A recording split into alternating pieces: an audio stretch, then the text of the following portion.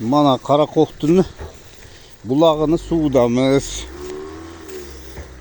Tepa remont bo'lgandan keyin qayta suvni dag'i bayladik. Samatok 6 kilometr 300. Ha, nevarem bilan ikkovimiz kelib chiqardik mana. Dag'i qayra mana suv chiqyapti. Bir duo qilib qo'ychi shularga. Robbijallarni aytib qo'ychi.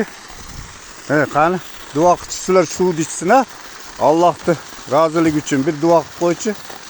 Qani qo'lingni och, dadangga jo'natamiz keyin. Menga qara. Ibrohim.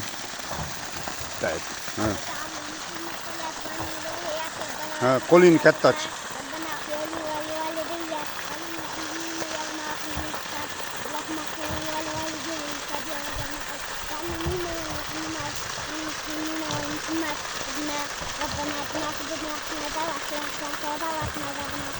Allohu akbar. Rahmat. Suv chiqsin-a, shular suv ichsin-a. Mana aka. Allah razı bo'lsin mana. Ochchi. Bulardan ham chiqar. Chiqar mumkin. Och. Orqaga tortin, nariyoqqa, ashaqqa. Qattiq bos. Kuching yetmayaptimi? Hoppa. Ko'rdingmi mana? Ana, bitta uyga kirar ekan bu. Narigisini och. Uni bu yop. Yop endi uni. Qattiq yop. Endi narigisini. Orqaga. Bir yoqqa, oldiga qilchi. Ashaqqa. Qattiq. Tevarag'idan bos, tevarag'i ashirdi.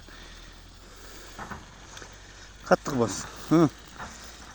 To'xta orqasidan chiqib ketyapti. Yop. Aranki.